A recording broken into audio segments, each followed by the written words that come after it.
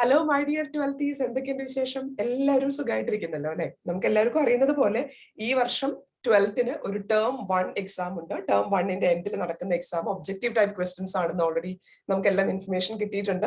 അപ്പൊ കൂടുതലായിട്ടും multiple choice questions, assertion reasoning questions, case based questions ഒക്കെ നമ്മൾ ഒന്നുകൂടെ പ്രാക്ടീസ് ചെയ്യേണ്ടതുണ്ട്. അപ്പൊ അതിന് നിങ്ങളെ ഹെൽപ്പ് ചെയ്യുന്നതിനുള്ള വീഡിയോ സീരീസിൽ ഓൾറെഡി ഇലക്ട്രോസ്റ്റാറ്റിക്സ് 2 വീഡിയോസ് നമ്മൾ ചെയ്തിട്ടുണ്ട്, മൾട്ടിപ്പിൾ ചോയ്സ് ക്വസ്റ്റ്യൻസ് ഉൾപ്പെടുത്തിയിട്ടുള്ളത്. ഇത് ആ വീഡിയോ സീരീസിലെ 3ാമത്തെ വീഡിയോ ആണ്. ഇലക്ട്രോസ്റ്റാറ്റിക്സ് എന്നുള്ള 15 മൾട്ടിപ്പിൾ ചോയ്സ് ക്വസ്റ്റ്യൻസ് ആണ് ഇന്നത്തെ വീഡിയോയിൽ ഉൾപ്പെടുത്തിയിട്ടുള്ളത്. ആ ക്വസ്റ്റ്യൻസ് എങ്ങനെ നമ്മൾ സോൾവ് ചെയ്ത് ആൻസറിലോട്ട് എത്തുന്നു എന്ന് മനസ്സിലാക്കി കഴിഞ്ഞാൽ കുറേയേറെ ചോദ്യങ്ങൾക്കുള്ള ഉത്തരം നിങ്ങൾക്ക് തന്നെ ചെയ്യാൻ പറ്റും എന്നാണ് ഞാൻ വിശ്വസിക്കുന്നത്. അപ്പൊ എല്ലാവരും നല്ല ശ്രദ്ധയോടുകൂടി വീഡിയോ കാണുക. ഉത്തരം മാത്രമല്ല, ഉത്തരത്തിലോട്ട് എത്തുന്ന എക്സ്പ്ലനേഷനും കൂടെ ഒന്ന് മനസ്സിലാക്കി പോകാൻ ശ്രമിക്കുക. അപ്പൊ നിങ്ങൾക്ക് ഈ 15നേക്കാൾ അപ്പുറത്തുള്ള കുറേയേറെ ക്വസ്റ്റ്യൻസിന്റെ ആൻസർ നിങ്ങൾക്ക് തന്നെ കണ്ടുപിടിച്ച് എഴുതാൻ പറ്റും എന്നാണ് കേട്ടോ ഞാൻ വിശ്വസിക്കുന്നത്. അപ്പൊ നമുക്ക് സമയം കളയേണ്ട, ചോദ്യങ്ങളിലോട്ട് കടക്കാം. അപ്പൊ ആദ്യത്തെ ചോദ്യം ഇതാണ് പറഞ്ഞിരിക്കുന്നത്: a positively charged particle is released from rest in a uniform electric field. ഒരു യൂണിഫോം ഇലക്ട്രിക് ഫീൽഡിലൂടെ ഒരു പോസിറ്റീവ്ലി ചാർജ്ഡ് പാർട്ടിക്കിൾ റെസ്റ്റിൽ നിന്ന് റിലീസ് ചെയ്തിട്ടുണ്ടെന്ന് പറഞ്ഞു. The electric potential energy of the charge. Potential എനർജിക്ക് എന്ത് സംഭവിക്കുന്നതാണ്? അപ്പൊ നമുക്ക് എല്ലാവർക്കും അറിയുന്നതാണ്, ഒരു പോസിറ്റീവ് ചാർജ് ഒരു യൂണിഫോം ഇലക്ട്രിക് ഫീൽഡിൽ റിലീസ് ചെയ്തിട്ടുണ്ടെങ്കിൽ ആ പോസിറ്റീവ് ചാർജിന്റെ മൂവ്മെന്റ് എന്ന് പറയുന്നത് along the direction of electric field ആയിരിക്കും. ഇലക്ട്രിക് ഫീൽഡിന്റെ സെയിം ഡയറക്ഷനിലാണ് അത് മൂവ് ചെയ്യുക. അതേസമയം ഇതൊരു നെഗറ്റീവ്ലി ചാർജ്ഡ് പാർട്ടിക്കിൾ ആണെങ്കിൽ ഇലക്ട്രിക് ഫീൽഡിന്റെ ഓപ്പോസിറ്റ് ഡയറക്ഷനിലാണ് മൂവ് ചെയ്യുക. അപ്പൊ ആദ്യം എല്ലാവരും ഈ ഒരു പോയിന്റ് നോട്ട് ചെയ്ത് വെക്കാം. ഒരു പോസിറ്റീവ്ലി ചാർജ്ഡ് പാർട്ടിക്കിൾ ഒരു യൂണിഫോം ഇലക്ട്രിക് ഫീൽഡിൽ റിലീസ് ചെയ്തിട്ടുണ്ടെങ്കിൽ it will move along the direction of electric field. Along the direction of electric field എന്ന് പറഞ്ഞാൽ from higher potential to lower potential ആണ് ഈ പാർട്ടിക്കിൾ മൂവ് ചെയ്യുന്നത്. എലോങ് the direction of electric field എന്ന് പറഞ്ഞാൽ the particle will move from higher potential to lower potential. ഇവിടെ നമ്മളോട് ചോദിച്ചിരിക്കുന്നത് പൊട്ടൻഷ്യൽ എനർജിയിലുള്ള ഡിഫറൻസിനെ കുറിച്ചാണ്. അപ്പോ എന്താണ് ഓപ്ഷൻസ് തന്നിരിക്കുന്നത് നോക്കാം. റിമെയിൻസ് കോൺസ്റ്റന്റ് അല്ല, അത് റോങ് ആയിട്ടുള്ള ഓപ്ഷൻ ആണ്. ഇനി increases because the charge moves along the electric field. Charge moving along the electric field തന്നെയാണ്, പക്ഷെ ഹയർ പൊട്ടൻഷ്യലിൽ നിന്ന് ലോവർ പൊട്ടൻഷ്യലിലോട്ട് മൂവ് ചെയ്യുമ്പോൾ നമ്മൾ എന്താ പറയാ? ഹയറിൽ നിന്ന് ലോവർ എന്ന് പറയുമ്പോൾ ഡിക്രീസ് എന്നല്ലേ പറയേണ്ടത്. അപ്പോ ആ ഫസ്റ്റ് പാർട്ട് ഇതിൽ റോങ് ആണ്. സെക്കൻഡ് പാർട്ട്, അതായത് charge moves along the electric field എന്നുള്ള ഭാഗം കറക്റ്റ് തന്നെയാണ്, പക്ഷെ ആദ്യത്തെ ഭാഗം റോങ് ആയതുകൊണ്ട് ആ സ്റ്റേറ്റ്മെന്റ് കംപ്ലീറ്റ്ലി നമുക്ക് റോങ് ആണെന്ന് മനസ്സിലാക്കാം. 3ാമത്തെ ഓപ്ഷൻ പറഞ്ഞിരിക്കുന്നത് decreases because the charge moves along the electric field. അതാണ് നമ്മൾ പറഞ്ഞത് അല്ലെ, ഇലക്ട്രിക് പൊട്ടൻഷ്യൽ എനർജി, ഈ പാർട്ടിക്കിൾ മൂവ് ചെയ്യുന്നത് from higher energy to lower energy റേഞ്ചിലോട്ടാണ്. അതുകൊണ്ട് തന്നെ potential energy is going to decrease. അതിന്റെ കാരണം ഇത് തന്നെയാണ്, charge moves along the direction of electric field. അപ്പൊ ഓപ്ഷൻ സി കറക്റ്റ് ആണ്, നമുക്ക് മനസ്സിലായി. ഇനി ഓപ്ഷൻ ഡി ഒന്ന് വായിച്ചു നോക്കൂ. ഡിക്രീസസ് എന്ന് എഴുതിയിട്ടുണ്ട്, പക്ഷെ ചാർജിന്റെ മൂവ്മെന്റിന്റെ ഡയറക്ഷൻ റോങ് ആയിട്ടാണ് കൊടുത്തിരിക്കുന്നത്. കാരണം ഇതൊരു പോസിറ്റീവ്ലി ചാർജ്ഡ് പാർട്ടിക്കിൾ ആയതുകൊണ്ട് തന്നെ ഇലക്ട്രിക് ഫീൽഡിന്റെ സെയിം ഡയറക്ഷനിലാണ് മൂവ് ചെയ്യുക. അതായത് ഹയർ പൊട്ടൻഷ്യലിൽ നിന്ന് ലോവർ പൊട്ടൻഷ്യലിലോട്ട് മൂവ് ചെയ്യുന്നത് കൊണ്ട് തന്നെ പൊട്ടൻഷ്യൽ എനർജിയിൽ ഡിക്രീസ് ആണ് ഉണ്ടാവുന്നത്. അപ്പൊ ഓപ്ഷൻ സി ആണ് ഈ ചോദ്യത്തിന്റെ കറക്റ്റ് ആൻസർ ആയിട്ട് വരുന്നത്. ഇനി 2ാമത്തെ ക്വസ്റ്റ്യൻ നോക്കാം. ഫിഗേഴ്സ്, 3 ഫിഗേഴ്സ് നിങ്ങൾക്ക് തന്നിട്ടുണ്ട്. അതിനകത്ത് തന്നിരിക്കുന്നത് some equipotential lines distributed in space. Equipotential lines എന്ന് വെച്ചാൽ എന്താണ് അർത്ഥം? പൊട്ടൻഷ്യൽ സെയിം ആയിട്ടുള്ള കുറെ ലൈൻസ്. അതായത് ഫസ്റ്റ് ഫിഗറിലെ ഫസ്റ്റത്തെ ലൈൻ എന്ന് പറയുന്നത് 10 വോൾട്ട് ആണ്. സെക്കൻഡ് ഫിഗറിലും first line is 10 volt. Third ഫിഗറിലും ഫസ്റ്റ് ലൈൻ ഇസ് 10 വോൾട്ട്. അതായത് ഓരോ ഫിഗറിലും ഓരോ ലൈനും ഈക്വൽ പൊട്ടൻഷ്യലാണ്. 2ാമത്തെ ലൈൻ കൊടുത്തിരിക്കുന്നത് 20 വോൾട്ട്, അത് 3 ഫിഗറിലും അങ്ങനെ തന്നെയാണ്. 3ാമത്തെ ലൈൻ കൊടുത്തിരിക്കുന്നത് 30 വോൾട്ട്, അതും 3 ഫിഗറിൽ ഒരുപോലെയാണ് കൊടുത്തത്. അതാണ് അതിന്റെ മീനിങ് കേട്ടോ. ഈ ചോദ്യത്തിന്റെ അർത്ഥം നിങ്ങൾക്ക് ഫിഗർ കാണാൻ പറ്റുന്നുണ്ടായിരിക്കും എന്നാണ് ഞാൻ വിചാരിക്കുന്നത്. ചോദ്യത്തിലോട്ട് കടക്കാം. എന്താണ് ചോദ്യം? A charged object is moved from point A two point B. Point A എന്ന് പറയുന്നത് 3 ചിത്രത്തിലും എത്രാമത്തെ ലൈൻ ആയിട്ടാണ് തന്നിരിക്കുന്നത്? 2ാമത്തെ ലൈൻ ആയിട്ടാണ് തന്നിരിക്കുന്നത്. Which means it corresponds to 20 volt അല്ലെ. പോയിന്റ് ബി എന്ന് പറഞ്ഞിരിക്കുന്നത് എല്ലാ ഫിഗറിലും 4ാമത്തെ ലൈൻ ആയിട്ടാണ് തന്നിരിക്കുന്നത്. 4ാമത്തെ ലൈനിലാണ് പോയിന്റ് ബി മാർക്ക് ചെയ്തിരിക്കുന്നത്. നിങ്ങൾക്ക് ചിത്രത്തിൽ കാണാൻ പറ്റും എന്നാണ് ഞാൻ വിശ്വസിക്കുന്നത്. അപ്പോ എല്ലാ ചിത്രത്തിലും എ എന്ന് പറയുന്നത് 10 വോൾട്ടും ബി എന്ന് പറയുന്നത് 40 വോൾട്ടും ആണ് ഈ 3 ഡയഗ്രത്തിലും. ഇനി വർക്ക് ഡണിനെ കുറിച്ചാണ് നമ്മളുടെ ചോദ്യം. നമുക്ക് അറിഞ്ഞിരിക്കേണ്ട, അതായത് ഈ ക്വസ്റ്റ്യൻ ആൻസർ ചെയ്യാനായിട്ട് നമുക്ക് അറിഞ്ഞിരിക്കേണ്ട ഒരു ഫോർമുല, വർക്ക് ഡൺ എന്ന് പറയുന്നത് W is equal to Q into C. V equal to W by Q എന്ന് പറയുന്ന ഒരു ഫോർമുലയുണ്ട്. അതിനനുസരിച്ച് W എന്ന് പറയുന്നത് V into Q ആണ്. ഓക്കെ, V into Q ആണ് W. V എന്ന് പറയുന്നത് പൊട്ടൻഷ്യൽ ഡിഫറൻസ്, Q എന്ന് പറയുന്നത് ഏത് ചാർജ് ആണോ നമ്മൾ മൂവ് ചെയ്യുന്നത് ആ ചാർജ്. ഓക്കെ, ഇവിടെ പൊട്ടൻഷ്യൽ ഡിഫറൻസ് എന്ന് പറയുന്നത് final potential minus initial potential. മൂന്ന് ഡയഗ്രത്തിലും ഫൈനൽ പൊട്ടൻഷ്യൽ എത്രയാണ്? 40 വോൾട്ട് മൈനസ് ഇനീഷ്യൽ പൊട്ടൻഷ്യൽ എത്രയാണ്? 20 വോൾട്ട്. അപ്പൊ 40 മൈനസ് 20 എന്ന് പറയുമ്പോൾ V എന്ന് പറയുന്നത് എല്ലാ ഡയഗ്രത്തിലും 20 തന്നെയാണ്. എല്ലാവർക്കും മനസ്സിലായി എന്നാണ് കേട്ടോ വിചാരിക്കുന്നത്. W വർക്ക് ഡണിന്റെ formula V into Q. V should be the potential difference. Potential difference എന്ന് വെച്ചാൽ final potential minus initial potential. നമ്മൾ A എന്ന് പറയുന്ന പോയിന്റിൽ നിന്ന് ബിയിലോട്ട് മൂവ് ചെയ്യുമ്പോൾ potential at B minus potential at A ആണ് പൊട്ടൻഷ്യൽ ഡിഫറൻസ് എന്ന് പറയുന്നത്. Q is the charge. ഇവിടെ മൂന്നെണ്ണത്തിലും പൊട്ടൻഷ്യൽ ഡിഫറൻസ് സെയിം ആണ്. പിന്നെ ചാർജ് ഒരു a charged object is moving, അതായത് ആ സെയിം ചാർജ് തന്നെയാണ് മൂവ് ചെയ്യുന്നത്. which means what? work done will be same in all the three diagrams. അല്ലെ, അത് തന്നിരിക്കുന്നത് ഏതിലാണ്? ഓപ്ഷൻ സിയിലാണ് ആ ഒരു കറക്റ്റ് ആയിട്ടുള്ള സ്റ്റേറ്റ്മെന്റ് കൊടുത്തിരിക്കുന്നത്. work done is same in figure 1, 2 and 3.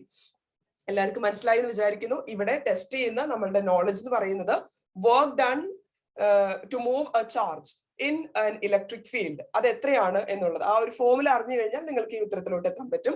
W is equal to V into Q എന്ന് പറയുന്നതാണ് ഫോർമുല. മൂന്നാമത്തെ ചോദ്യം നോക്കാം. Two small spheres each carrying a charge Q are placed R meter apart. രണ്ട് സ്മോൾ സ്ഫിയേഴ്സ് ഉണ്ട്, അവ തമ്മിൽ ഒരു R എന്ന് പറയുന്ന ഡിസ്റ്റൻസ് അപ്പാർട്ടിലാണ് വെച്ചിരിക്കുന്നത്. If one of the sphere is taken round the other in a circular path of radius R, the work done will be equal to what എന്നുള്ളതാണ്. അപ്പൊ ഇവിടെയും നമ്മൾ ഉപയോഗിക്കാൻ പോകുന്ന formula W is equal to V into Q എന്നുള്ളതാണ്. V എന്ന് പറയുന്നത് potential difference. ഇവിടെ ഈ രണ്ടാമത്തെ ബോള് R എന്ന് പറയുന്ന റേഡിയസ് ഉള്ള ഒരു സർക്കുലർ പാത്തിലൂടെ മൂവ് ചെയ്യുന്നു എന്നുള്ളതാണ്. നമുക്ക് എല്ലാവർക്കും അറിയാം പൊട്ടൻഷ്യലിന്റെ ഫോർമുല എന്ന് പറയുന്നത് KQ ഡിവൈഡഡ് ബൈ R എന്നുള്ളതാണ്, അല്ലെ? അപ്പോ പൊട്ടൻഷ്യൽ KQ by R എന്ന് വെച്ചാൽ ഇവിടെ Qന് വ്യത്യാസമൊന്നുമില്ല, ചാർജ് മാറ്റുന്നില്ല. K എന്ന് പറയുന്നത് കോൺസ്റ്റന്റ് ആണ്. റേഡിയസ് R എന്ന് പറയുന്നത് ഇവിടുത്തെ റേഡിയസ് അല്ലെങ്കിൽ ഈ രണ്ട് സ്ഫിയേഴ്സ് തമ്മിലുള്ള ഡിസ്റ്റൻസ് ആണെന്ന് പറഞ്ഞിട്ടുണ്ട്. ഒരു സർക്കുലർ പാത്തിലൂടെ മൂവ് ചെയ്യുന്ന സമയത്ത് ആറിന് എന്തെങ്കിലും വ്യത്യാസം വരുന്നുണ്ടോ? റേഡിയസ് ഇവിടെ നമ്മൾ ഈ ഒരു പോയിന്റിൽ നമ്മൾ റേഡിയസ് നോക്കിയാൽ R തന്നെയാണ്. ഇനി ഈ ബോൾ ഇവിടെ എത്തുന്ന സമയത്ത് നോക്കിയാലും radius is R only, which means there is no change in radius. അത് മാത്രമല്ല, ഏതൊരു ചാർജിനെയും സർക്കുലർ പാത്തിലൂടെ മൂവ് ചെയ്യുന്ന സമയത്ത്, സർക്കുലർ പാത്ത് എന്ന് വെച്ചാൽ അതൊരു ഇക്യു പൊട്ടൻഷ്യൽ സർഫസ് ആണ്, അല്ലെ? അതായത് potential at all points on the sphere or the circle is the same. അപ്പൊ ഇവിടെ പൊട്ടൻഷ്യൽ സെയിം ആയതുകൊണ്ട് തന്നെ potential difference will be zero. കാരണം W is equal to V into Q ല് V എന്ന് പറയുന്നത് പൊട്ടൻഷ്യൽ ഡിഫറൻസ് ആണ്. Final potential minus initial potential. ഇവിടെ ഈ ഒരു സ്ഫിയറിനെ ഏത് പോയിന്റിൽ, സർക്കുലർ പാത്തിന്റെ ഏത് പോയിന്റിൽ വെച്ചാലും അവിടെയെല്ലാം പൊട്ടൻഷ്യൽ സെയിം ആയിട്ടാണ് വരുന്നത്, ഇക്യു പൊട്ടൻഷ്യൽ ആയിട്ടാണ് വരുന്നത്. അതുകൊണ്ട് തന്നെ potential difference will be zero. W is equal to V into Q ആണ്. V സീറോ ആയി കഴിഞ്ഞാൽ definitely W is also going to be zero, അല്ലെ? അപ്പൊ ഓപ്ഷൻ ഡി ആണ് ഇവിടുത്തെ കറക്റ്റ് ആൻസർ ആയിട്ട് വരുന്നത്. ഇവിടെയും നമ്മൾ ഉപയോഗിക്കുന്ന formula W is equal to V into Q എന്നാണ്. സ്പെരിക്കൽ അല്ലെങ്കിൽ സർക്കുലർ പാത്ത് നോക്കി എടുത്തു കഴിഞ്ഞാൽ അവിടെ എല്ലാ പോയിന്റിലും electric potential will be the same. അടുത്ത ക്വസ്റ്റ്യൻ എന്താണെന്ന് നോക്കാം. when a glass rod is rubbed with silk, frictional electricity പഠിക്കുന്ന സമയത്ത് നമ്മൾ പഠിച്ചിട്ടുണ്ടായിരുന്നു, രണ്ട് മെറ്റീരിയൽസ് തമ്മിൽ നമ്മൾ റബ്ബ് ചെയ്യുന്ന സമയത്ത് ഏത് മെറ്റീരിയലിലാണോ ഇലക്ട്രോൺസ് ലൂസ്ലി ബൗണ്ട് ആയിട്ടുള്ളത് അതിൽ നിന്ന് ഇലക്ട്രോൺസ് ലൂസ് ചെയ്യും. ഏത് മെറ്റീരിയലിലാണോ ഇലക്ട്രോൺസ് സ്ട്രോങ്ലി ബൗണ്ട് ചെയ്തിട്ടുള്ളത് ആ മെറ്റീരിയൽസിലോട്ടാണ് ഇലക്ട്രോൺ കടക്കുക. അപ്പോൾ ഒരു മെറ്റീരിയൽ പോസിറ്റീവ് ആവും, മറ്റേ മെറ്റീരിയൽ നെഗറ്റീവ് ആവും. ഏത് മെറ്റീരിയലാണ് പോസിറ്റീവ് ആവുന്നത്? ഇലക്ട്രോൺസിനെ ലൂസ് ചെയ്യുന്ന material will become positive and the material which gains electron will become negative. ഇവിടെ ഗ്ലാസ് റോഡും സിൽക്കും എടുക്കുന്ന സമയത്ത് ഈ മെറ്റീരിയൽസ് കമ്പയർ ചെയ്യുന്ന സമയത്ത് ഗ്ലാസ്സിലാണ് ഇലക്ട്രോൺസ് ലൂസ്ലി ബൗണ്ട് ആയിട്ടുള്ളത്. അപ്പൊ ഗ്ലാസ് എന്ത് ചെയ്യും? ഇലക്ട്രോൺസ് ലൂസ്ലി ബൗണ്ട് ആണെങ്കിൽ സിൽക്ക് വെച്ച് റബ്ബ് ചെയ്യുന്ന സമയത്ത് ഗ്ലാസ്സിൽ നിന്ന് ഇലക്ട്രോൺസ് ലൂസ് ചെയ്യാണ് ചെയ്യുക. അപ്പോ when a glass rod is rubbed with silk, it എന്ന് വെച്ചാൽ ആ ഗ്ലാസ് റോഡ് എന്ത് ചെയ്യും എന്നാണ് ചോദിക്കുന്നത്. ഗെയിൻസ് ഇലക്ട്രോൺ ഫ്രം സിൽക്ക് അല്ല, കാരണം സിൽക്ക് അല്ല ലൂസ്ലി ബൗണ്ട് ആയിട്ടുള്ളത്. ഗീവ്സ് ഇലക്ട്രോൺസ് ടു സിൽക്ക് എന്നുള്ളതാണ് കറക്റ്റ് ആയിട്ടുള്ള ആൻസർ. ഇവിടെ പ്രോട്ടോൺസിന്റെ ട്രാൻസ്ഫർ ഒന്നും നടക്കില്ല. നമുക്കറിയാം പ്രോട്ടോൺസ് എന്ന് പറയുന്നത് ഒരു ആറ്റത്തിന്റെ സെന്ററിലാണ് ഇരിക്കുന്നത്, അത് കുറച്ചുകൂടെ സെക്യൂർ ആണ്. അല്ലെ? എല്ലാ ഇലക്ട്രോൺസ് ഒക്കെ പോയി കഴിഞ്ഞാൽ മാത്രമാണ് പ്രോട്ടോൺസിന്റെ അടുത്തോട്ട് എത്താൻ പറ്റുള്ളൂ. അപ്പൊ പ്രോട്ടോൺസിന്റെ ട്രാൻസ്ഫർ അല്ല നടക്കുന്നത്. ഫ്രിക്ഷണൽ ഇലക്ട്രിസിറ്റിയിൽ ഇലക്ട്രോൺസിന്റെ ട്രാൻസ്ഫർ മാത്രമേ നടക്കുന്നുള്ളൂ. അപ്പൊ ഇവിടെ ഗ്ലാസും സിലിക്കും കമ്പയർ ചെയ്യുമ്പോൾ ഗ്ലാസ് ആണ് കുറച്ചുകൂടെ എളുപ്പത്തിൽ ഇലക്ട്രോൺസിനെ ലൂസ് ചെയ്യുന്ന മെറ്റീരിയൽ. അപ്പോൾ glass will give electron to silk എന്നുള്ളതാണ് കറക്റ്റ് ആയിട്ടുള്ള ഓപ്ഷൻ. അഞ്ചാമത്തെ ചോദ്യം എന്താണെന്ന് നോക്കാം. Electric potential V at any point O, XYZ coordinate ആക്സിസിന്റെ ടേംസിലാണ് പറഞ്ഞിരിക്കുന്നത്, is given by V equal to 4x square. എന്ന് വെച്ചാൽ പൊട്ടൻഷ്യൽ എക്സ് ആക്സിസിൽ മാത്രമേ ഉള്ളൂ അല്ലെ, വൈ സെഡ് എന്ന് പറയുന്ന കമ്പോണൻസ് ഒന്നും ഇവിടെ ഇല്ല. V equal to 4x square volt എന്നാണ് നമുക്ക് തന്നിരിക്കുന്നത്. Electric field at the point 1 meter, 0, 2 meter in volt per meter will be equal to what എന്നുള്ളതാണ് നമ്മുടെ ചോദ്യം. ഓക്കെ, അപ്പൊ 1 meter എന്ന് പറഞ്ഞിരിക്കുന്നത് എക്സിന്റെ വാല്യൂ 1, വൈയുടെ വാല്യൂ 0, സെഡിന്റെ വാല്യൂ 2 എന്നാണ് ഈ തന്നിരിക്കുന്ന കോർഡിനേറ്റ്സിന്റെ അർത്ഥം. അപ്പൊ ആദ്യം നമുക്ക് പൊട്ടൻഷ്യൽ തന്നിട്ടുണ്ടെങ്കിൽ എങ്ങനെയാണ് ഇലക്ട്രിക് ഫീൽഡ് കണ്ടുപിടിക്കാന്ന് അറിയണം. ഇലക്ട്രിക് ഫീൽഡും പൊട്ടൻഷ്യലും തമ്മിലുള്ള ഒരു ഇക്വേഷൻ നമുക്കറിയാം. ഇലക്ട്രിക് ഫീൽഡ് എന്ന് പറയുന്നത് negative gradient of potential difference ആണ്. E equal to minus dV/dr എന്ന് പറയുന്ന ഒരു ഫോർമുല നമ്മൾ പഠിക്കുന്നുണ്ട്. ഇവിടെ R എന്ന് പറയുന്നത് XYZ എന്ത് വേണമെങ്കിലും ആവാം. ഇവിടെ തന്നിരിക്കുന്നത് V എക്സിന്റെ ടേംസിലാണ്. അപ്പൊ നമുക്ക് E is equal to minus dV/dx എന്ന് എഴുതാം. അതായത് പൊട്ടൻഷ്യലിനെ എക്സ് വിത്ത് റെസ്പെക്ട് ടു എക്സുമായിട്ട് ഡിഫറൻഷിയേറ്റ് ചെയ്യുമ്പോഴാണ് നമുക്ക് എന്ത് കിട്ടാൻ പോകുന്നത്? ഇലക്ട്രിക് ഫീൽഡ് കിട്ടാൻ പോകുന്നത്. ഡിഫറൻഷ്യൽ എന്താണെന്ന് എല്ലാവർക്കും അറിയാമെന്ന് വിചാരിക്കുന്നു. ഡിഫറൻസിയേഷനെ കുറിച്ച് ഫിസിക്സിലോട്ട് ആവശ്യമുള്ള ചെറിയ കൊച്ചു കൊച്ചു ഡിഫറൻസിയേഷൻ എങ്ങനെ ചെയ്യണം എന്നുള്ളതിന്റെ ഒരു വീഡിയോ ചാനലിൽ ഞാൻ ചെയ്തിട്ടുണ്ട്. നിങ്ങൾക്ക് ആർക്കെങ്കിലും ഡിഫറൻസിയേഷനെ കുറിച്ച് ഡൗട്ട്സ് ഉണ്ടെങ്കിൽ ആ വീഡിയോ കണ്ടിട്ടൊന്ന് ക്ലാരിഫൈ ചെയ്യാം. ഇവിടെ ഞാനൊന്ന് ഡിഫറൻഷിയേറ്റ് ചെയ്ത് കാണിക്കാം. Which is equal to minus d/dx of V അല്ലെ. വി എന്ന് തന്നിരിക്കുന്നത് എത്രയാണ്? 4x സ്ക്വയർ എന്നാണ്. 4x square. ഇവിടെ 4 എന്ന് പറയുന്നത് മൈനസ് സൈൻ അവിടെ തന്നെ ഉണ്ട്. 4 എന്ന് പറയുന്നത് എന്താണ്? കോഎഫിഷ്യന്റ് ആണ്. കോഎഫിഷ്യന്റ് നമുക്ക് പുറത്തെടുക്കാം. അതിനുശേഷം വരുന്നത് dx²/dx എന്നാണ്. നമുക്ക് ഡിഫറൻസിയേഷന്റെ ഇക്വേഷൻ അനുസരിച്ച് നമുക്കറിയാം d/dx ഓഫ് x⁻n എന്ന് പറയുന്നത് n(x⁻n-1) ആണ്. ഡിഫറൻസിയേഷൻ അറിയാത്തവർ അതൊന്ന് പഠിക്കുക കേട്ടോ. കുറച്ച് കാര്യങ്ങൾ മാത്രമേ നമുക്ക് ഫിസിക്സിന് ആവശ്യമായിട്ട് പഠിക്കേണ്ടതുള്ളൂ. ഇവിടെ n എന്ന് പറയുന്നത് എക്സിന്റെ പവർ എത്രയാണോ അതാണ് n. ഇവിടെ 4x² എന്നല്ലേ എഴുതിയിരിക്കുന്നത്. അപ്പൊ എക്സിന്റെ പവർ എത്രയാണ്? 2 ആണ്. അപ്പൊ നമുക്ക് എന്ത് എഴുതാം? into 2 x⁻n-1. n എന്ന് പറഞ്ഞാൽ എത്രയായിരുന്നു? എക്സിന്റെ പവർ 2 ആയിരുന്നു. 2 - 1 എന്ന് പറയുമ്പോൾ എത്രയാണ് വരുന്നത്? 1 തന്നെയാണ് അല്ലെ. അപ്പൊ which is equal to -8x എന്നാണ് നമുക്ക് കിട്ടിയത്. എക്സിന്റെ വാല്യൂ എത്രയിലാണ് കൊടുത്തിരിക്കുന്നത്? 1 എന്നാണ്. വൈന്റെ വാല്യൂ 0, സെഡിന്റെ വാല്യൂ 2. ഇവിടെ പക്ഷെ വൈയും സെഡും ഒന്നും ഇല്ല. ഇലക്ട്രിക് ഫീൽഡിന് എക്സ് കമ്പോണന്റ് മാത്രമേ ഉള്ളൂ. -8 into 1 എന്ന് വെച്ചാൽ -8 ആണ്. -8 along which axis? X axis ആണ്. അപ്പൊ മൈനസ് എന്നുള്ളത് കാണിക്കാൻ വേണ്ടിയിട്ട് നമുക്ക് നെഗറ്റീവ് എക്സ് ആക്സിസ് എന്ന് പറയാം. അപ്പൊ നമ്മുടെ ഓപ്ഷൻസിലോട്ട് നോക്കാം ഏതാണ് കറക്റ്റ് ആയിട്ടുള്ളത്. Anyways option C and D wrong ആണ്. കാരണം 16 എന്ന് പറയുന്ന ഒരു നമ്പർ നമ്മുടെ കയ്യിൽ ഇല്ല. 8 ആണ് നമ്മുടെ ആൻസർ. നെഗറ്റീവ് എക്സ് ആക്സിസ് വരുന്നത് ഓപ്ഷൻ എ ആണ്. അപ്പൊ ഇവിടുത്തെ കറക്റ്റ് ആൻസർ ആയിട്ട് വരുന്നത് 8 along നെഗറ്റീവ് എക്സ് ആക്സിസ് എന്നുള്ളതാണ്. അപ്പൊ ഇതും എങ്ങനെയാണ് ചെയ്തതെന്ന് എല്ലാവർക്കും മനസ്സിലായി കാണുമെന്ന് വിചാരിക്കുന്നു. നമ്മുടെ ആറാമത്തെ ചോദ്യത്തിലോട്ട് കിടക്കാം. If A unit positive charge is taken from one point two another over an equipotential surface. Equipotential surface എന്ന് വെച്ചാൽ എന്താണ്? Potential at all the points is going to be same. ഒരു യൂണിറ്റ് പോസിറ്റീവ് ചാർജിനെ, അതായത് 1 coulomb ഉള്ള ഒരു ചാർജിനെ ഒരു ഇക്വിപൊട്ടൻഷ്യൽ സർഫസിന്റെ 1 പോയിന്റിൽ നിന്ന് അടുത്ത പോയിന്റിലോട്ട് മാറ്റുന്നു. ഇക്വിപൊട്ടൻഷ്യൽ സർഫസ് എന്ന് വെച്ചാൽ എന്താ? എല്ലാ സ്ഥലത്തും പൊട്ടൻഷ്യലിന്റെ വാല്യൂ V തന്നെയാണ്. W വർക്ക് ഡണിന്റെ ഫോർമുല നമ്മൾ കഴിഞ്ഞ 2 ക്വസ്റ്റ്യൻസിൽ ഡിസ്കസ് ചെയ്തിരുന്നു. പറഞ്ഞു പോയതാണ്. W is equal to V into Q. അപ്പൊ ഈ ഇക്വിപൊട്ടൻഷ്യൽ സർഫസും വർക്ക് ഡണും വെച്ചിട്ടുള്ള ഒരു MCQ നിങ്ങൾക്ക് എന്തായാലും എക്സ്പെക്ട് ചെയ്യാവുന്നതാണെന്നാണ് എന്റെ ഒരു illusion. Okay, W is equal to V into Q. V എന്ന് പറയുന്നത് പൊട്ടൻഷ്യൽ ഡിഫറൻസ്. പൊട്ടൻഷ്യൽ ഡിഫറൻസ് ഇവിടെ ഇക്വിപൊട്ടൻഷ്യൽ സർഫസ് എന്ന് വെച്ചാൽ എല്ലായിടത്തും പൊട്ടൻഷ്യലിന്റെ വാല്യൂ സെയിം ആണ്. അപ്പൊ ഡിഫറൻസ് എത്രയായിരിക്കണം? 0 ആയിരിക്കണം. അപ്പൊ V എന്ന് പറയുന്നത് 0 ആയി കഴിഞ്ഞാൽ W എന്ന് പറയുന്നത് 0. നിങ്ങൾ മനസ്സിൽ നന്നായിട്ട് ഉറപ്പിച്ച് വെക്കുക.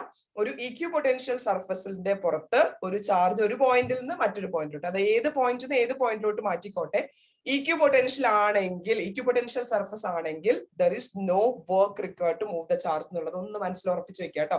കാരണം ഇതാണ് Wന്റെ equation is potential difference into charge. Potential same ആവുമ്പോൾ പൊട്ടൻഷ്യൽ ഡിഫറൻസ് ഓട്ടോമാറ്റിക്കലി 0 ആണ്. അടുത്ത ചോദ്യം, electrostatic force between the metal plates of an isolated parallel plate capacitor having a charge Q and area A.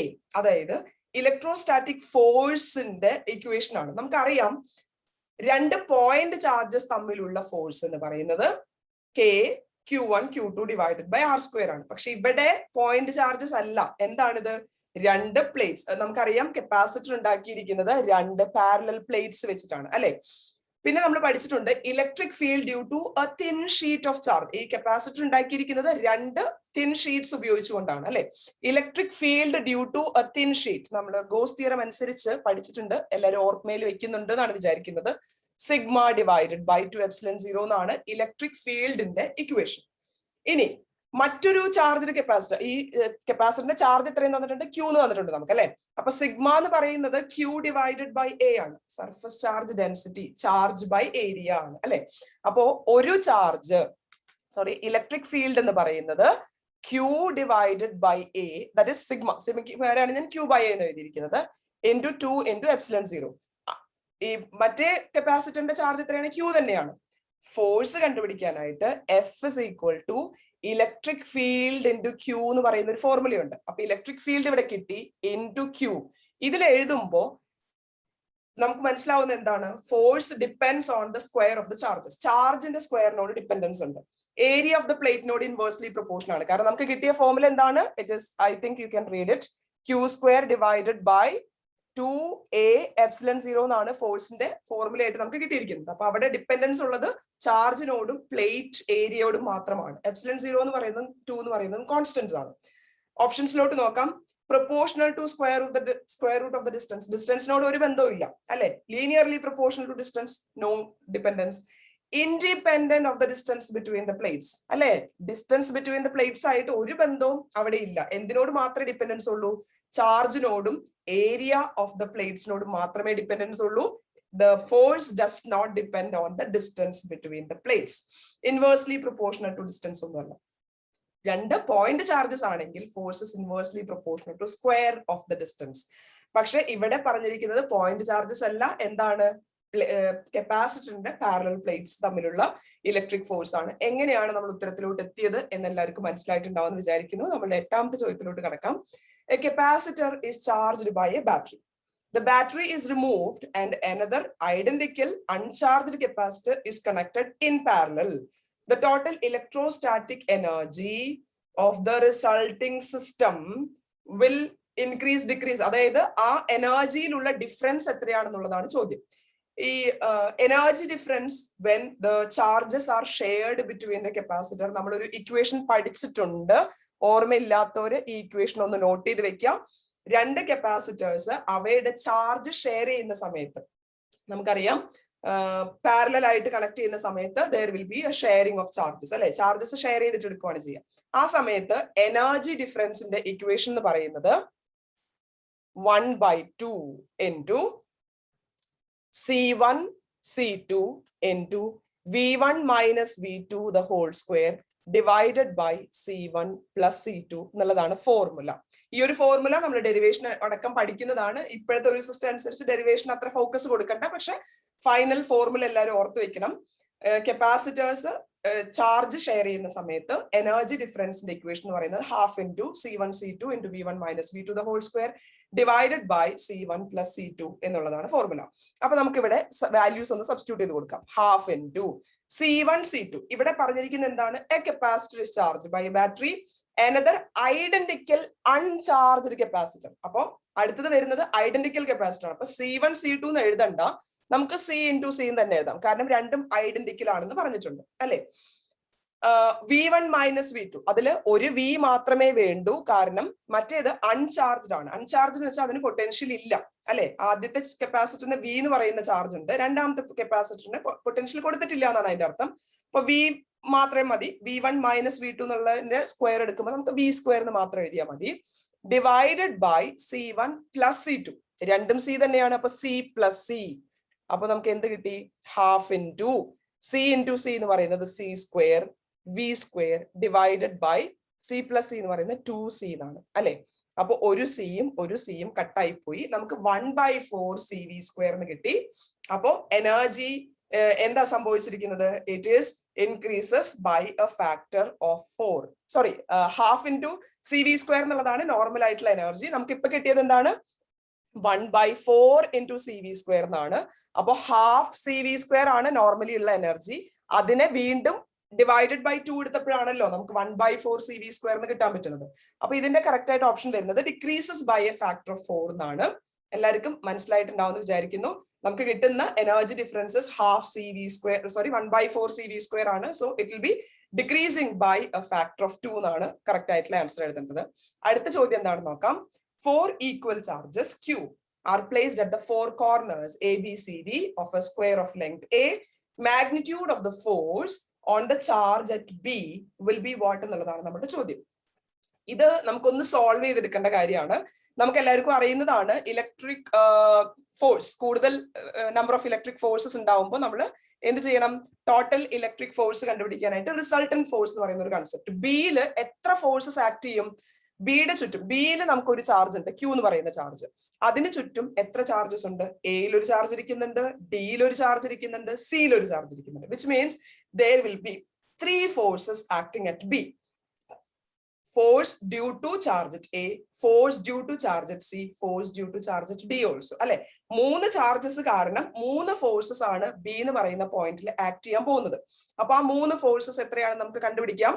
ഫോഴ്സിന്റെ ഇക്വേഷൻ, അപ്പൊ ആദ്യം ഞാൻ എഴുതാൻ പോകുന്നത് FA എന്നുള്ളതാണ്. Force due to A K Q1 Q2 by R² എന്നുള്ളതാണ് ഫോർമുല അല്ലെ. Charge at A എത്രയാണ്? Q ആണ്. ചാർജ് അറ്റ് ബിയും Q ആണ്. അപ്പൊ Q1 Q2 എന്ന് പറയുന്നത് Q into Q, എനിക്ക് എഴുതാൻ പറ്റുന്നത് Q² divided by R². R എന്ന് പറയുന്നത് ഡിസ്റ്റൻസ് ബിറ്റ്വീൻ ദം. എയും ബിയും തമ്മിലുള്ള ഡിസ്റ്റൻസ് എത്രയാണ്? A ആണ്. അപ്പൊ ഞാൻ A² എന്ന് എഴുതി. ഇതാണ് FA യുടെ വാല്യൂ. FA എന്ന് വെച്ചാൽ force due to charge at A. ഇനി രണ്ടാമത് വരുന്ന ഫോഴ്സിന്റെ പേര് ഞാൻ FC എന്ന് കൊടുക്കുന്നു. അതായത് force due to charge at C. ബിയിലുള്ള ഫോഴ്സ് ആണ് നമ്മൾ എല്ലാം കണ്ടുപിടിക്കുന്നത്. എല്ലാവർക്കും മനസ്സിലാവുന്നുണ്ടല്ലോ അല്ലെ. അപ്പോ സിയിലുള്ള ചാർജ് കൊണ്ട് ഉണ്ടാകാൻ പോകുന്ന ഫോഴ്സ്, അവിടെയും formula Q1 Q2 by R² ആണ്. K into ബിയിലുള്ള ചാർജ് എത്രയാണ്? Q. സിയിലുള്ള ചാർജ് എത്രയാണ്? Q തന്നെയാണ്. അപ്പൊ Q into Q എന്ന് പറയുമ്പോൾ നമുക്ക് Q² എന്ന് എഴുതാം ഡിവൈഡഡ് ബൈ ബിയും സിയും തമ്മിലുള്ള ഡിസ്റ്റൻസ്. അതും ചിത്രത്തിൽ നോക്കിയാൽ അറിയാം A തന്നെയാണ്. അപ്പൊ എനിക്ക് എഴുതാൻ കിട്ടുന്നത് A² എന്ന് തന്നെയാണ്. അപ്പൊ FA KQ² by A² ആണ്. FC എന്ന് പറയുന്നതും KQ² by A² തന്നെയാണ്. ഇനി FD എത്രയാണെന്ന് കണ്ടുപിടിക്കാം. അതായത് force due to charge at D. Q1 എന്ന് പറയുന്നത് ഡിയിലുള്ള ചാർജ്, അത് Q തന്നെയാണ്. ബിയിലുള്ള ചാർജും Q തന്നെയാണ്. അപ്പൊ KQ² divided by distance between B and D ആണ്. നേരത്തെ എല്ലാം ഞാൻ A² എന്ന് എഴുതി, പക്ഷെ ബിയും ഡിയും തമ്മിലുള്ള ഡിസ്റ്റൻസ് എന്ന് വെച്ചാൽ അതൊരു ഡയഗണൽ ആണ് അല്ലെ. ഒരു റെക്ടാംഗിളിന്റെ അല്ലെ, ഇതിവിടെ സ്ക്വയർ ആണ്, കാരണം എല്ലാ സൈഡ് ലെങ്ത്തും A എന്നാണ് തന്നിരിക്കുന്നത്. സ്ക്വയറിന്റെ ഡയഗണലിന്റെ ലെങ്ത് എത്രയാണ്? Length of the diagonal of A square എന്ന് പറയുന്നത് √2a. എല്ലാവർക്കും അറിയാമെന്ന് വിചാരിക്കുന്നു. അറിയാത്തവരുണ്ടെങ്കിൽ നോട്ട് ചെയ്ത് വെക്കുക. അല്ലെങ്കിൽ നമുക്ക് പൈത്തഗോറസ് തിയറം ഉപയോഗിച്ചുകൊണ്ടും ആ ഒരു ഡയഗണൽ ലെങ്ത് കണ്ടുപിടിക്കാം. √2a എന്നാണ്. അപ്പൊ ആ ലെങ്ത്തിന്റെ സ്ക്വയർ, √2ന്റെ സ്ക്വയർ എന്ന് പറയുമ്പോൾ 2, എയുടെ സ്ക്വയർ എന്ന് പറയുമ്പോൾ A². അപ്പൊ നമുക്ക് 3 ഫോഴ്സസ് കിട്ടി. KQ² by A², KQ² by A², ഇനി KQ² by 2A². Resultant force ആണ് നമ്മൾ കണ്ടുപിടിക്കാൻ പോകുന്നത്. ഫോഴ്സ് എന്ന് പറയുന്നത് ഒരു വെക്ടർ ക്വാണ്ടിറ്റി ആണ്. അതുകൊണ്ട് തന്നെ റിസൾട്ടന്റ് ഫോഴ്സ് കണ്ടുപിടിക്കാനായിട്ട് നമ്മൾ എന്ത് ചെയ്യണം? ഈ ഫോഴ്സിന്റെ എല്ലാം ഡയറക്ഷൻ മാർക്ക് ചെയ്യണം. ഞാൻ ഡയറക്ഷൻ ഒന്ന് മാർക്ക് ചെയ്യാണ്. FAന്റെ ഡയറക്ഷൻ എങ്ങനെയായിരിക്കും അല്ലെ? രണ്ടും പോസിറ്റീവ് ചാർജസ് ആണ്. FCന്റെ ഡയറക്ഷൻ എങ്ങനെയായിരിക്കും? ഈ മുകളിലോട്ടായിരിക്കും. ഇതാണ് FCന്റെ ഡയറക്ഷൻ. FDന്റെ ഡയറക്ഷൻ എങ്ങനെയായിരിക്കും?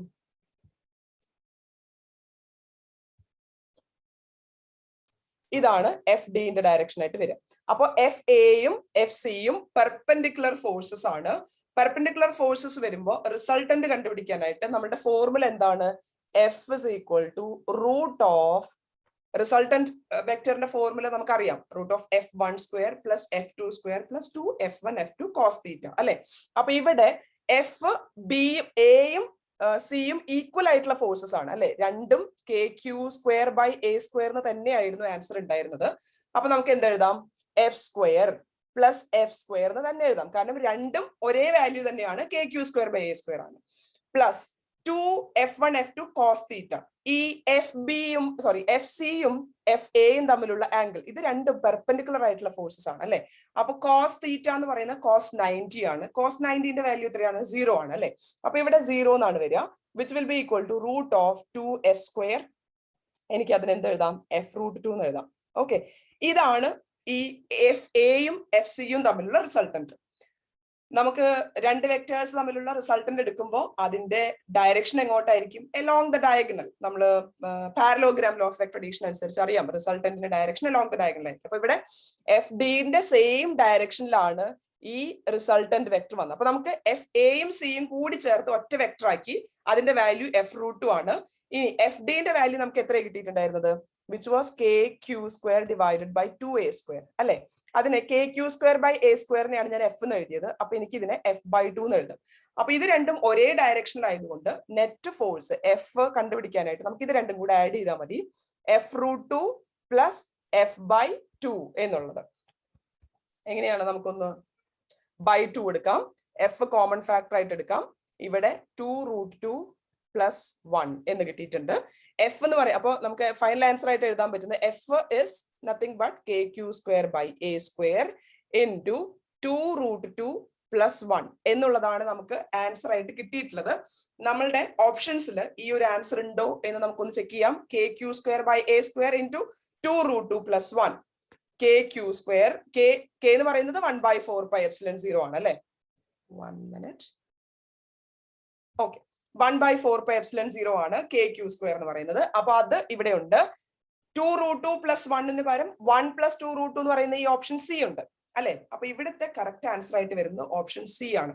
സി, നമ്മൾ മൾട്ടിപ്പിൾ ചോയ്സ് ക്വസ്റ്റ്യൻസ് ആണെങ്കിൽ പോലും ചിലപ്പോഴൊക്കെ ഇതുപോലെ കുറച്ചും കൂടെ പ്രോബ്ലം പോലെ സോൾവ് ചെയ്തിട്ട് നമ്മൾ ആൻസറിലോട്ട് എത്തേണ്ട പ്രോബ്ലംസ് ഉണ്ടായിരിക്കും. അപ്പൊ നമ്മൾ ഒബ്ജക്റ്റീവ് ടൈപ്പ് ക്വസ്റ്റ്യൻസ് മാത്രമേ ഉള്ളൂ എന്ന് വിചാരിച്ചിട്ട് പ്രോബ്ലംസ് പഠിക്കാതിരിക്കരുത്. ഡെറിവേഷൻസ് നമുക്ക് ഒഴിവാക്കാം, ഫൈനൽ ആൻസറും അതിനിടയ്ക്കുള്ള സ്റ്റെപ്സ് ഒക്കെ ഒന്ന് ഓർത്ത് വെച്ചാൽ മതി. പക്ഷെ പ്രോബ്ലംസ് സോൾവ് ചെയ്ത് പഠിക്കാൻ ആരും മറക്കരുത്. ഇതുപോലെ പ്രോബ്ലം സോൾവ് ചെയ്തിട്ട് ആൻസറിലോട്ട് എത്തേണ്ട സന്ദർഭങ്ങൾ ഉണ്ടാവാറുണ്ട്. അപ്പൊ ഇവിടുത്തെ ഓപ്ഷൻ സി ആണ് കറക്റ്റ് ആയിട്ടുള്ളത്. എങ്ങനെയാണ് ഇത് സോൾവ് ചെയ്തതെന്ന് എല്ലാവർക്കും മനസ്സിലായി കാണുമെന്ന് വിചാരിക്കുന്നു. അടുത്ത ചോദ്യം എന്താണെന്ന് നോക്കാം. 2 charges of equal magnitudes kept at a distance r exert a force f on each other. രണ്ട് ചാർജസ് ഉണ്ട്, അവ ഒരു പെർട്ടിക്കുലർ ഡിസ്റ്റൻസ് r എന്ന് പറയുന്ന ഡിസ്റ്റൻസിൽ വെച്ചപ്പോൾ അതിൽ ആക്ട് ചെയ്യുന്ന ഫോഴ്സ് എന്താണ്? എഫ് ആണ്. ഫോഴ്സിന്റെ ഇക്വേഷൻ നമുക്കറിയാം എന്താണ്? F is equal to kq1 q2 divided by r² എന്നാണ്. ഇനി എന്ത് ചെയ്തു? If the charges are halved, അതായത് രണ്ട് ചാർജസും എന്താക്കിയിട്ടുണ്ട്? ഹാഫ് ആക്കിയിട്ടുണ്ട്. അപ്പൊ ഞാൻ പുതിയ ഫോഴ്സിന് എഫ് ഡാഷ് എന്ന് എഴുതുന്നു. q1 ഹാഫ് ആക്കി, അപ്പൊ അത് q1/2 എന്നായി. q2 ഹാഫ് ആക്കിയിട്ടുണ്ട്, അപ്പൊ അതെന്തായി? q2/2 എന്നായി, അല്ലെ? പിന്നെ എന്ത് ചെയ്തു? Distance between them is doubled. r എന്ന് പറയുന്നത് 2r ആയി. അപ്പൊ ഇവിടെ r² ആണ്. അപ്പൊ 2rന്റെ സ്ക്വയർ എന്ന് വെച്ചാൽ എത്രയാണ്? 4r² എന്ന് വന്നു. ഓക്കെ, അങ്ങനെയാണെങ്കിൽ ന്യൂ ഫോഴ്സ് എത്രയായിരിക്കും എന്നാണ് ചോദ്യം. kq1 q2 ബൈ r² നമുക്ക് എന്ത് എഴുതാം? എഫ് എന്ന് എഴുതാം. അപ്പൊ പുതിയ ഫോഴ്സ് വന്നിരിക്കുന്നത് എഫ് ഡിവൈഡഡ് ബൈ, ബാക്കി ഇവിടെ ഉള്ളത് ആരൊക്കെയാണ്? 2 into 2 that is 4, 4 into 4 that is 16. F divided by 16 ആണ് നമുക്ക് പുതിയ ഫോഴ്സ് ആയിട്ട് കിട്ടിയത്. അത് ഓപ്ഷൻ ഡി ആണ്. ഇത് വളരെ സിമ്പിൾ ആയിട്ട് കുളംസ് ഫോഴ്സിന്റെ ഇക്വേഷൻ അറിഞ്ഞിരുന്നാൽ ചെയ്യാൻ പറ്റുന്നതാണ്. എല്ലാവർക്കും മനസ്സിലായല്ലോ. അടുത്ത ചോദ്യം. Electric field inside a spherical shell of uniform surface charge density is what? ഒരു സ്ഫെരിക്കൽ ഷെല്ലിന്റെ ഉള്ളിലുള്ള ഇലക്ട്രിക് ഫീൽഡ് എത്രയാണെന്നുള്ളതാണ് ചോദ്യം. നമ്മൾ ഇലക്ട്രോസ്റ്റാറ്റിക് ഷീൽഡിംഗ് എന്ന് പറയുന്ന ഒരു പ്രോപ്പർട്ടി, ഒരു ഫിനോമിന പഠിക്കുന്നുണ്ട്. നമ്മൾ ചെറിയ ക്ലാസ്സിലൊക്കെ പഠിച്ചിട്ടുണ്ട്. ലൈറ്റ്നിങ് ഉള്ള സമയത്ത് കാറിന്റെ ഉള്ളിൽ ഇരിക്കുന്നതാണ് സേഫ്. കാരണം എന്താണ്? ഇലക്ട്രിക്, അതായത് ലൈറ്റ്നിങ് വഴി വരുന്ന ഇലക്ട്രിക് ചാർജസ് എല്ലാം, ചാർജ് എന്ന് പറയുന്നത് സർഫസ് ഫിനോമിനയാണ്. Charge will be residing only on the surface of the metallic cavity. അതിനെയാണ് ഇലക്ട്രോസ്റ്റാറ്റിക് ഷീൽഡിംഗ് എന്ന് പറയുന്നത്. അപ്പൊ ഇവിടെയും ഒരു യൂണിഫോം ഇലക്ട്രിക് ഫീൽഡിന് ഒരു യൂണിഫോം സർഫസ് ചാർജ് ഡെൻസിറ്റി ഒരു സ്ഫിയറിന് കൊടുത്തു കഴിഞ്ഞാൽ ആ സ്ഫെരിക്കൽ ഷെല്ലിന്റെ പുറത്ത് മാത്രമാണ് ഈ ചാർജ് ഉണ്ടാവുള്ളൂ. Charges will be residing only on the surface. Interior portion is devoid of any charges. Charges ഒന്നും ഉണ്ടാവില്ല. ചാർജ് ഇല്ലാത്തത് കൊണ്ട് തന്നെ electric field will be zero inside. അത് ഇലക്ട്രോസ്റ്റാറ്റിക് ഷീൽഡിംഗ് എന്ന് പറയുന്ന ഫിനോമിനെ ബേസ് ചെയ്തിട്ടുള്ള ചോദ്യമാണ്. ചാർജസ് സർഫസ് ഫിനോമിന, സർഫസിലാണ് ഇരിക്കുക, ഉള്ളിലോട്ടൊന്നും ചാർജ് ഉണ്ടാവില്ല. അതുകൊണ്ട് തന്നെ ഇന്റീരിയർ പോർഷനിലുള്ള ഇലക്ട്രിക് ഫീൽഡ് എന്ന് പറയുന്നത് സീറോ ആയിരിക്കും. അടുത്ത ചോദ്യം. An electric charge Q is placed at the center of a cube of side A. Electric flux on one of its faces will be what എന്നുള്ളതാണ് ചോദ്യം. നമുക്കറിയാം ഒരു ഇലക്ട്രിക് ചാർജ് ഒരു ക്ലോസ്ഡ് സർഫസിനകത്ത് വെച്ചിരുന്നാൽ ടോട്ടൽ ഫ്ലക്സ്, അതാണ് ഗോസ് തിയറം വഴി നമ്മൾ പഠിക്കുന്നത്, ഫൈ നെറ്റ്, അതായത് നെറ്റ് ഫ്ലക്സ് എന്ന് പറയുന്നത് Q/ε0, total charge divided by ε0. അപ്പൊ ഇവിടുത്തെ ക്ലോസ്ഡ് സർഫസ് ഏതാണ്? ക്യൂബ് ആണ്, അല്ലെ? ക്യൂബിന്റെ പുറത്തുകൂടെ മൊത്തത്തിൽ വരുന്ന ഫ്ലക്സ് എന്ന് പറയുന്നത് Q/ε0 ആണ്. പക്ഷെ നമ്മളോട് ചോദിച്ചിരിക്കുന്നത് what is electric flux from the cube എന്നല്ല, from one of its faces എന്നാണ് ചോദിച്ചിരിക്കുന്നത്. ഒരു ക്യൂബിന് എത്ര ഫേസ് ഉണ്ട് അറിയുമല്ലോ അല്ലെ? 6 ഫേസസ് ആണ് ഒരു ക്യൂബിനുള്ളത്. അപ്പോൾ ടോട്ടൽ 6 ഫേസിൽ നിന്നും കൂടെ വരുന്ന ഫ്ലക്സ് എന്ന് പറയുന്നത് Q/ε0 ആണ്. അപ്പൊ ഒരു ഫേസ് വരുന്ന ചോദിച്ചാൽ എന്ത് എഴുതണം? അതിന് 6 കൊണ്ട് ഡിവൈഡ് ചെയ്യണം അല്ലെ? Q/ε0നെ 6 കൊണ്ട് ഡിവൈഡ് ചെയ്താൽ നമുക്ക് എന്ത് കിട്ടി? ഓപ്ഷൻ എ, Q/6ε0 എന്നാണ് കിട്ടിയിട്ടുള്ളത്. അതാണ് ഇവിടുത്തെ കറക്റ്റ് ആൻസർ. ഫ്ലക്സിന്റെ ഇക്വേഷൻ അറിഞ്ഞിരുന്നാൽ ആ കൺസെപ്റ്റ് എന്താണെന്ന് മനസ്സിലാക്കി കഴിഞ്ഞാൽ നിങ്ങൾക്ക് തന്നെ ആൻസർ ചെയ്യാവുന്നതാണ്. ഇതിന്റെ ഒരു വേറെ രീതിയിലുള്ള ഒരു ചോദ്യം കൂടി ഞാൻ ഇതിൽ ഉൾപ്പെടുത്തിയിട്ടുണ്ട്. Point charge Q is placed at a distance a/2 directly above the center of a square. നിങ്ങൾക്ക് ചോദ്യം വായിക്കുമ്പോൾ ചിലപ്പോൾ റീകളക്ട് ചെയ്യാൻ പറ്റുന്നുണ്ടാവും. ഇത് നമ്മുടെ NCERTയുടെ എക്സസൈസിലുള്ള ഒരു ചോദ്യം കൂടെയാണ്. ഇത് ഒരു സ്ക്വയർ ആണ്. ഈ സ്ക്വയറിന്റെ a/2 എന്ന് പറയുന്ന ഡിസ്റ്റൻസ് എബൌവിലാണ് ഒരു ചാർജ് വെച്ചിരിക്കുന്നത്. The electric flux through the square ആണ് ചോദ്യം.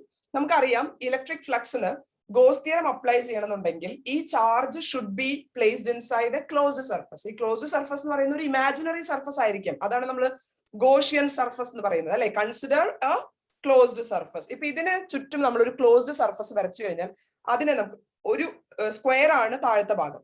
അങ്ങനെ 6 സ്ക്വയേഴ്സ് ഇങ്ങനെ മുകളിൽ വെച്ച് കഴിഞ്ഞാൽ അതൊരു ക്യൂബ് ആയിട്ട് മാറും. ഈ ചാർജ് എന്താവും? ആ ക്യൂബിന്റെ സെന്ററിൽ നിൽക്കുന്ന പോലെ ആയിരിക്കും അല്ലെ? അപ്പൊ ഈ ക്യൂബിന്റെ പുറത്തോട്ട് വരുന്ന ടോട്ടൽ ഫ്ലക്സ് നമ്മൾ നേരത്തെ ഡിസ്കസ് ചെയ്ത്, കഴിഞ്ഞ ക്വസ്റ്റ്യനിൽ ഡിസ്കസ് ചെയ്ത്, എന്താണ്? Q/ε0. ഈ സ്ക്വയർ എന്ന് പറയുന്നത് one of the faces of the cube ആണ് അല്ലെ? നേരത്തെ അതേ ചോദ്യം കുറച്ചൊന്ന് വ്യത്യസ്തമായിട്ടുള്ള ലാംഗ്വേജിൽ ചോദിച്ചാൽ ഇവിടെയും ആൻസർ വരുന്നത് Q/6ε0 തന്നെയാണ്. കാരണം ഈ സ്ക്വയർ എന്ന് പറയുന്നത് one of the faces of the cube ആണ്. നമുക്കൊരു ഗോഷ്യൻ സർഫസ് ക്യൂബ് ആയിട്ട് കൺസിഡർ ചെയ്താൽ ടോട്ടൽ ഫ്ലക്സ് Q/ε0. അപ്പൊ സ്ക്വയറിന് വരുന്ന ഫ്ലക്സ് എന്ന് പറഞ്ഞാൽ it is the flux through one of the faces. It is nothing but Q/6ε0. രണ്ടും ഒരേ ക്വസ്റ്റ്യൻ ആണ്. ഒന്ന് ഭാഷ മാറ്റി ചോദിച്ചാലും നിങ്ങൾക്ക് മനസ്സിലാക്കണം എന്ന് വിചാരിച്ചിട്ടാണ് ഞാൻ 2 ക്വസ്റ്റ്യനും ഈ ഒരു വീഡിയോയിൽ തന്നെ ഉൾപ്പെടുത്തിയത് കേട്ടോ. അടുത്ത ചോദ്യം, SI unit of surface integral of electric field. Very direct question ആണ്. Surface integral of electric field എന്ന് വെച്ചാൽ എന്താണ്? ഗോസ് തിയറം അനുസരിച്ച് തന്നെ surface integral of electric field എന്ന് വെച്ചാൽ E.ds which is equal to phi അല്ലെ? Q/ε0 which is electric flux. Electric ഫ്ലക്സിന്റെ യൂണിറ്റ് എന്ന് പറയുന്നത്, ഇലക്ട്രിക് ഫീൽഡിന് നമുക്ക് 2 യൂണിറ്റ് ഉണ്ട്. ഒന്ന് ന്യൂട്ടൺ കുളോംബ് അല്ലെ? ന്യൂട്ടൺ കുളോംബ് എന്ന് പറയുന്ന ഒരു ഫോർമുലയുണ്ട് which is newton per coulomb ആണ്. Force equal to electric field into Q എന്നാണ്. അപ്പൊ ഇലക്ട്രിക് ഫീൽഡ് എന്ന് പറയുന്നത് force by charge. Newton per coulomb എന്ന് പറയുന്ന ഒരു യൂണിറ്റ് ഉണ്ട്. അതുകൂടാതെ നമുക്ക് വരുന്ന ഒരു യൂണിറ്റ് ആണ് വോൾട്ട് പെർ മീറ്റർ എന്ന് പറയുന്നത്.